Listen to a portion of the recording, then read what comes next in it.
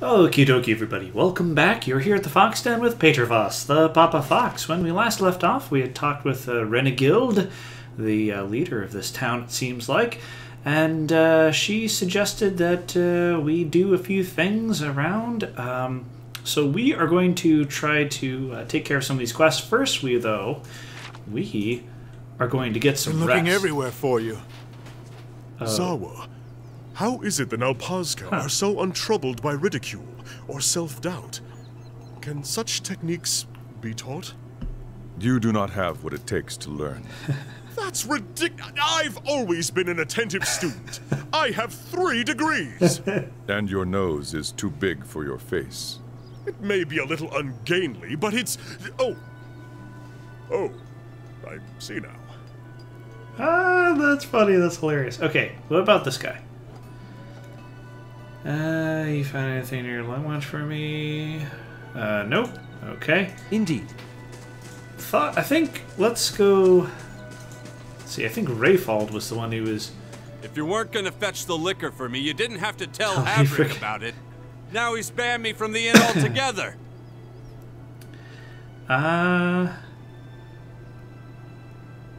Maybe that'll teach you not to plot thefts with strangers. Very funny. Look, what do you want? You've already ruined my plans for the next 3 evenings. Oh, up yours, Rayfald.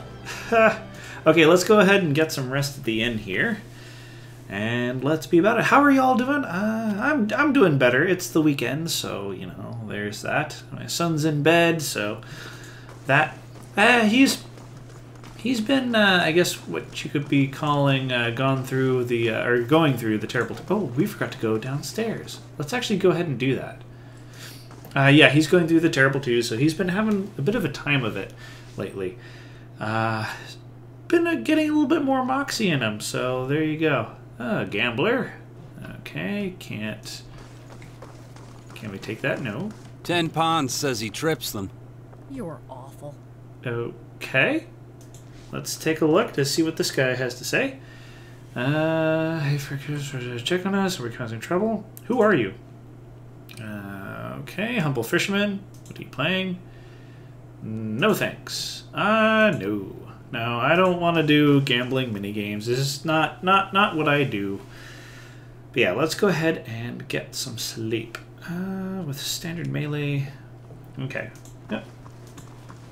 Back to warm your hands, eh? What can I do for you? I'd like a room. Top quality bear pelts on every bed. You won't be disappointed. Ah, well, there we go. Okay. Why don't we go for the most expensive room? We have money to spare. Let's do that. Lasts for 1 rest. Keep in mind that this benefit will only last, as it said, for 1 rest. So let's go ahead and do that. Oh, nice warm bed and a fire. Fires are the best. I wish I had a fireplace in my place. Alrighty. Let's actually, we're going to speak with Durance. Okay. Need to ask some questions. If doubts and curiosity plague you, you're skidding your nut. Okay, salvation. When the Animancers tried to place animal souls into children, Durance snarls. If you ever needed proof of their trespasses, that alone speaks to it. Whitewood may have taken a god, but to put an animal inside a vessel of a child? Durance shakes his head, his face wrinkling in disgust. Animancy is madness. Worse, it took too long to see the crime for what it was.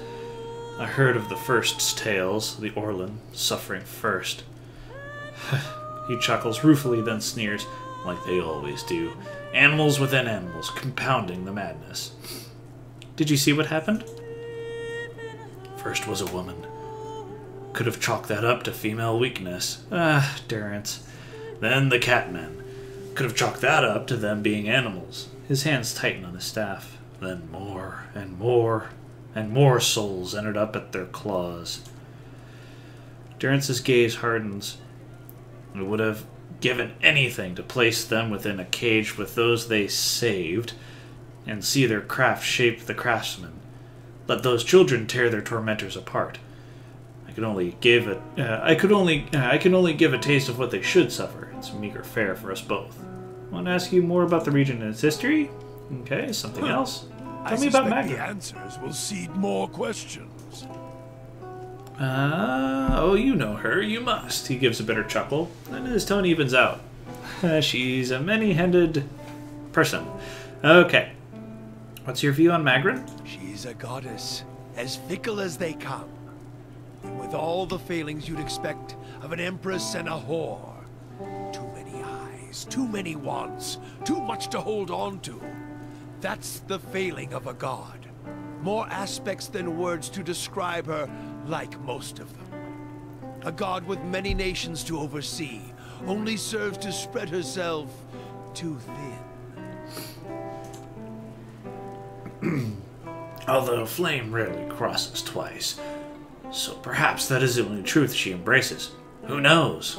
Gods get greedy. When it comes to fire, fire is a god's hunger. What are her aspects? Durance begins to count on his fingers, chanting it off. War transforms, fire consumes, trials purify. Warfare, fire consuming, purification, and most of all, transforming. Trials as well, but all things are put to the test anyway. A trial can consume, purify, transform. Huh. They're all linked, although at its heart is the flame, and the flame is what matters. And the flame is what matters. It is the source of all things. Guess they should have started with that, eh? Any fool around the campfire knows that. Without fire, we would have made little progress in the dark. Well, let's say that. To hear some of the inner fires tell it around the hearth and bellows. Even in the halls of Ashfall, you'd think that the fire brought life to man. But that fire was Magran. Some of the older texts say she rubbed her hands together and they burst into flame. Or another god. Oh my, Durance, you are a very, very vulgar man. There are different perspectives on her then? Mine is the only one sight among many. Durance frowns, pauses, then his eyes take on an eager gleam. But there's one. I can speak to how the losing side sees her, and that should tell you enough. Let me speak to what an Aediran sees. What does an Aediran see? The Aedirans have a proper, polite translation for her. Excellence in war. Tactical discipline. He snorts. That's why they lost the colony, of course. They were properly still quoting that while they had them bent across the decks. Well, we had them bent across the decks. All their guns and cannons are fine, but useless when your staff is cracking light into their skulls, dispensing red gifts left and right. Durance's fists tighten and he laughs. Aedirans call that elevation. Divine awareness. Those words are as welcome as poop on one's boot. Again, let me know how you feel about this. I'm just going to continue as always on the way I'm going. And that's all they took back with them while they were running. He shakes his head. A lesson learned at the wrong time. Almost feel a pang of sympathy for them. Almost. Lesson? What do you mean? The title of a god isn't knowing a god, adhering to words rather than walking the path, testing yourself to the heat of it. Walk until the words are stripped away and you feel it burning in your heart. That is the lesson. That Aediran politeness, that petty adherence to the word of Scripture as they saw it, that burned their ships, scarred them, kept them running throughout the Deerwood campaign. He snorts. Divine awareness. There's no true faith in waiting to be tested. The best in battle have already messed themselves until they're dry and can't focus and can focus on the killing. Okay, I have other questions. I suspect the answers will seed more questions. Tell me about Magran. Okay. Does she have any allies? Some, shaped for hunt and war. Abidan the Golem. Galawain and his beasts. The latter keeps us honest and awake. The other makes the tools by which we punish those who are not. Huh. I'm familiar with Abaddon. Wouldn't be surprised if you hadn't. More gods than weeds in a field. And those are only the ones in this lifetime. They come and go, but are always here at the same time. Abaddon used to look human, Durance grunts. Got killed, then built a new body for himself. Transformation, with Magran's help. Perhaps she needed her own blacksmith to tend the fires. If so, Abaddon serves it. Durance frowns. He's a weapon. A tool. Not a god in my mind. Still, the people of the Deerwood, the cities especially, hold him dear. So be it. Although if the reward for hard work and craftsmanship is a body like his, I'll keep my blood and everything my head's to thrust it with. Oh my goodness. Oh, Durance. You also mentioned Galawain, the Monster Father, the Great Hound, and as for monsters, this world is quite a bit, and not just the ones on two legs. It's as if he's made monsters solely to hunt them, to remind men of their place. He's busy making more, I suspect. More monsters than sense. Variation upon variation. Huh. What do you mean? His aspects are a confusing bunch, and considering he respects reversals of fortune, especially in beasts, perhaps not so confusing. No reason why Magran and he share a bed in my eyes. Even if he does believe in the trial, a filthy Orlan god in many ways, howling and mewling, perhaps like they do. They can keep their beasts. I'll take fire and weapons any day. Something else? Okay. Enemies?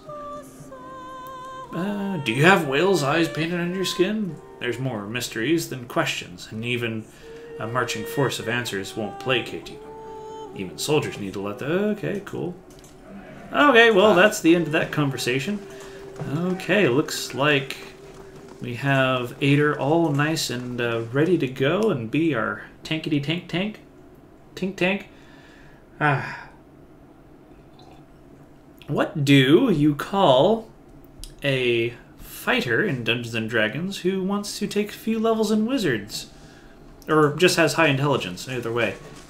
You call him, or her, or them, a think tank. Ha ha. There we go. Okay. The man who waits. No. The White March, Ogre Matron. Okay. Right. Ice Cave surrounded by her clan. Okay. Alright. Durance Battery. Okay, now let's go ahead and... Okay. That'll be... Gref's Rest. Like someone to get to the bottom of things. Okay. Camp somewhere west of town. So let's actually go ahead and do that. Let's just go to the west of town, the Russetwood, because I do believe there's other things we need to do here. Oh, hey, and I missed some loot. I did not know that. Take another sip of my vino. What do we got here? Winter Wolf. Good, good, good, good. Let's get everybody in marching order. Ardor. Okay, Stalwart, Russetwood, Long Watch. Oh, okay, cool. So they've opened up things. Okay, wonderful. Yes, okay. Let's go to the Russetwood. And let's see what can be seen out here. I hope you all are enjoying this game. I'm very much enjoying the DLC for this. It's an interesting little area, especially since I've already played through the main game a little bit. Okay, let's go ahead. Nice and quiet. I am totally excited for the... Oh! Oh. Let's talk with this one. The wolf lies in the snow, panting with exhaustion and pain. An arrow pierced its foreleg, jutting gruesomely from the animal's flank. The wolf growls softly as you approach, tail between its legs. Examine the wound. The wolf appears to have crossed a hunter's path. A silver arrow has pierced the wolf's leg. The state of the fletching suggests the wolf tried to gnaw it off. Let's try to calm the wolf. You approach the wolf slowly, speaking in low and calm tones. Gradually, the wolf stills, but still gazes up at you fearfully. Let's try to remove the arrow. Zahua moves forward to aid the animal. Your efforts to calm the wolf seem to have paid off, for the creature remains still, save for the occasional whimper. Zahua carefully removes the arrow, then binds the wound. Barely an instant after Zahua is finished, the wolf suddenly scrambles to its feet. It regards you for a few long moments, then sets off through the trees at a limping trot. Huh. That's odd. I guess we'll see what happens Keeping an eye out regarding that. I got some icicle crystal things. That's a little odd. Uh-huh. Yeah, so, parenting, I guess. Yeah, it's rough sometimes, and always rewarding. That's one of the interesting one of the interesting dualities about being a parent. Like, my son, for example, just today figured out how to say please, and that made me like the most happy person ever. It was so awesome. I was like, okay, can you say please? And he's like, please? It's probably one of the more prouder moments I've had with him, so. Everybody's got to start somewhere. I've been teaching him how to knock on doors and all that. Ooh, Winter Wolf. What do we got here? Feral Druid. Okay. Alrighty, let's go ahead and bump this off. I want all of my ranged guys to attack this feral druid. That should work out quite well. Let's actually get an arcane assault off on this guy. Bam! There we go. That should work out. What do we got here? Stunning blow. Oh, wait, modal. Requires. Okay.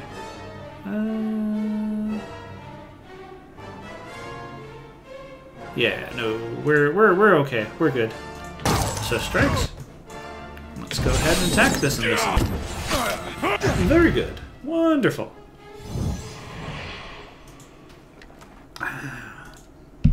What do we got here? Stag helm. Ooh. Fine hide armor, hunting bow. Okay, let's actually take a look at that real quick.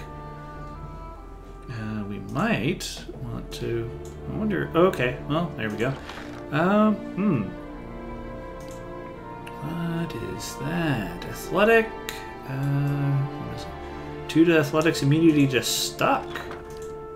Let's give that to Ader. Yes, that'll be great. Okay, there we. Oh, that looks a little odd on his head, but okay. How may I help? I'm willing to work with that. Hello? Oh, excuse me. But yeah, it's been interesting trying to manage a YouTube channel, manage being a parent, and all of this stuff all at once. But it's a healthy exercise. Before I started doing the YouTube channel, I was probably just as busy as I am now, but I think it's prompted me to... What is that? Oh. It's prompted me to get better at managing my time, which is great. So... It's always good to have something to focus your routine around, because if you can't focus your routine, then... I mean, obviously I could probably set my routine around my son, but to be perfectly honest, I'm not the best at that. But this seems to help, so... granted, I still have a lot of growing to do, but there we go. Oh, what's this? Here's a spiriticle. A spectacle. The This cracked wooden staff is nearly buried beneath the frost and snow. Your senses to your senses, the gathered essence shines like a beacon. Let's examine the area. This camp is long abandoned, and what remains is buried beneath a layer of ice and snow. The staff seems to be the sole item of note. Touch it. You reach out with your watcher's senses and feel this drifting soul surge forward as if eager to be heard. A feeling of fear and urgency ripples through you. Here, across the distance spanned by time and identity, you know only that you are out of time.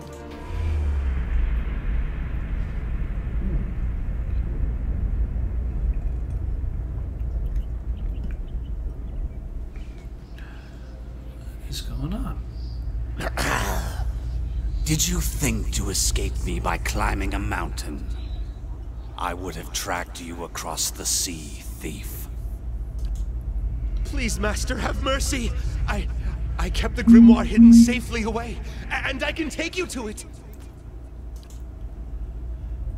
The book is nothing. If you had studied a little longer, you might have learned that. But no apprentice of mine will steal from me and live. Wait, no! Uh-oh. Looks like we're encountering a little bit of a Jedi disagreement there. Looks like I'll see what I can find. Ha! What's this? A tattered map. This yellow piece of parchment shows a rough drawing of a cluster of trees, but little much else. They could be anywhere in the White March. Okay, well, I guess we'll have to keep our eye out. Let's take it.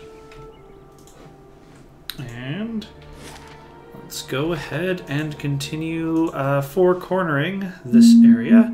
I think we're actually going to call that an end of the episode. If you've enjoyed, go ahead and hit that like button or give me some feedback if you prefer. Of course, as always, if you enjoy my other work, then a subscription to the channel would also be most appreciated. As always, it's great to see you all here at the Fox Stand. Hope you come back next time and pull up a chair for some more Pillars of Eternity, the White March DLC. Alrighty, y'all take care now. Bye.